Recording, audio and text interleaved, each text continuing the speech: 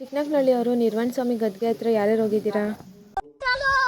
Welcome to my mini vlog. ಇವತ್ತು ಶಿವರಾತ್ರಿ ಹಬ್ಬ ಆಗಿರೋದ್ರಿಂದ ನಮ್ಮ ಯಜಮಾನರು ನಮ್ಮೂರಿಗೆ ಬಂದಿದ್ರು. ಹಂಗೆ ಬರ್ಬೇಕಾದ್ರೆ ಎಳ್ನೀರು ತಗೋ ಬಂದಿದ್ರು. ಬೆಳಗ್ಗೆನೆ ಎದ್ದು ತಗೋ ಎಳ್ನೀರು ಕುಡಿ ಅಂತ ನನಗೆ ಕೊಚ್ಕೊಡ್ತಿದ್ದಾರೆ. ಎಷ್ಟೊಂದು ಪ್ರೀತಿ ನೋಡಿ ಹೆಂಡತಿ ಮೇಲೆ.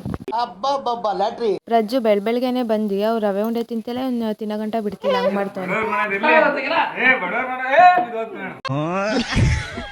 ಇವತ್ತು ಶಿವರಾತ್ರಿ ಹಬ್ಬ ಆಗಿರೋದ್ರಿಂದ ನಮ್ಮನೆಯಲ್ಲಿ ಶಿವರಾತ್ರಿ ಸ್ಪೆಷಲ್ ಆಗಿ ತೊಂಬಿಟ್ಟು ಮಾಡ್ತಾರೆ, ಅಂದರೆ ತೊಂಬಟ. ನಿಮ್ಮ ಕಡೆ ಯಾವುದು ಫುಡ್ ಮಾಡ್ತಾರೆ ಅಂತ ಕಮೆಂಟ್ ಮಾಡಿ.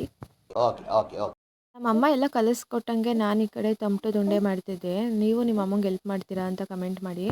ಆಮೇಲೆ ಇನ್ನೇನು ನಿಮ್ಮನೆ ಶಿವರಾತ್ರಿ ಹಬ್ಬಕ್ಕೆ ಏನೇನು ಸ್ಪೆಷಲ್ ಮಾಡಿದ್ರಿ ಅಂತ ಹೇಳಿ, ಕೇಳೋಣ ಏನೇನು ಅಂತ.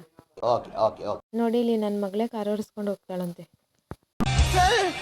ನಾವೆಲ್ಲರೂ ರೆಡಿಯಾಗಿ ದೇವಸ್ಥಾನಕ್ಕೆ ಹೋಗ್ಬರೋಣ ಅಂತ ಹೋಗ್ತಿದ್ವಿ. ಯಾವ ದೇವಸ್ಥಾನನಪ್ಪ ಅಂದರೆ ನಿರ್ವಾಣ ಸ್ವಾಮಿ ಗದ್ಗೆ ಹತ್ರ. ಅದೆಲ್ಲಿರೋದು ಅಂದರೆ ಚಿಕ್ಕನಹಳ್ಳಿ ತಾಲೂಕು ಆಗ್ಲೋಡಿ ಹತ್ರ. ತುಂಬ ದಿನ ಆಗಿತ್ತು ನಾವೆಲ್ಲ ಹೋಗಿ. ಇಲ್ಲೇ ನಿರ್ವಾಣ ಸ್ವಾಮಿ ದೇವಸ್ಥಾನದ ಹತ್ರ ಹೋಗಿ ಪೂಜೆ ಮಾಡಿಸ್ಕೊಬತ್ತಿದ್ವಿ.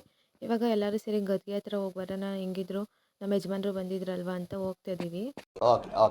ನಮ್ಮ ಚಿಕ್ಕನಹಳ್ಳಿಯವರು ಆಲ್ಮೋಸ್ಟ್ ಎಲ್ಲರೂ ಇಲ್ಲಿಗೆ ಹೋಗೇ ಇರ್ತಾರೆ. ಜಾತ್ರೆ ಟೈಮಲ್ಲಿ ಅಂತೂ ಎಲ್ಲರೂ ಹೋಗೇ ಇರ್ತಾರೆ. ನನಗೆ ತುಂಬ ಇಷ್ಟವಾಗಿರೋ ದೇವರು, ನಾನು ಆಗಾಗ ಹೋಗ್ತಾನೆ ಇರ್ತೀನಿ.